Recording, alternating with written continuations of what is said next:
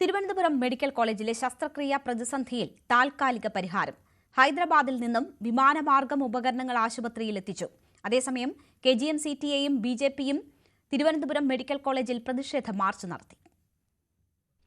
വിവാദങ്ങൾക്കൊടുവിൽ Thiruvananthapuram medical കോളേജിൽ ശസ്ത്രക്രിയാ ഉപകരണങ്ങളെത്തി. മുടങ്ങിയ ശസ്ത്രക്രിയകൾ പുനരാരംഭിച്ചതായാണ് വിവരം. ശസ്ത്രക്രിയയ്ക്ക് ആവശ്യമായ ഉപകരണങ്ങൾ ഹൈദരാബാദിൽ നിന്ന് വിമാനമാർഗം ഇന്നു രാവിലെയാണ് എത്തിച്ചത്. മെഡിക്കൽ കോളേജിൽ ഉപകരണങ്ങളുടെ ക്ഷാമം മൂലം ശസ്ത്രക്രിയ മുടങ്ങുന്നതായി യൂറോളജി വിഭാഗം മേധാവി ഡോക്ടർ ഹരിദാസ് ചിറക്കലിന്റെ ഫേസ്ബുക്ക് പോസ്റ്റ് വന്നത് ഏറെ വിവാദമായിരുന്നു.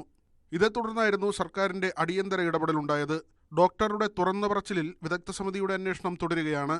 ഡോക്ടർ ഹാരിസിനെ പിന്തുണച്ച് മെഡിക്കൽ കോളേജ് ഡോക്ടർമാരും രംഗത്തെത്തി.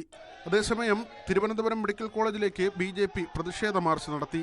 സ്വകാര്യ ലോബിയെ സഹായിക്കാനാണ് സർക്കാർ നീക്കമെന്ന് BJP മുൻ അധ്യക്ഷൻ K. സുരേന്ദ്രൻ ആരോപിച്ചു. കേരളത്തിലെ ആരോഗ്യ വകുപ്പിനെ വെന്റിലേറ്ററിലാക്കിയത് ആരോഗ്യവകുപ്പ് മന്ത്രിയും ഈ സർക്കാരും ചേർന്നാണ്. ആരോഗ്യരംഗം ഇതുപോലെ താറുമാറായ ഒരു കാലഘട്ടം ഇതിനു മുമ്പ് ഒരിക്കലും നമ്മുടെ നാട്ടിൽ ഉണ്ടായിട്ടില്ല. ഇന്ന് ഈ സർക്കാർ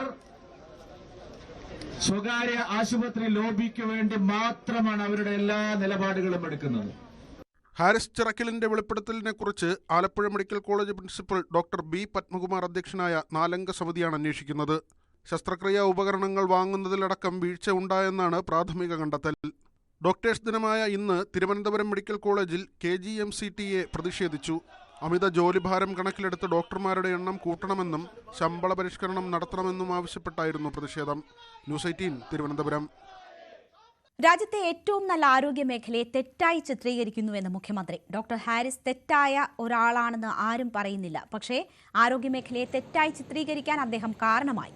ശസ്ത്രക്രിയയ്ക്ക് വേണ്ട ഉപകരണങ്ങൾ ചിലപ്പോൾ ചിലതില്ലാത്ത സ്ഥിതി ഉണ്ടാകാം.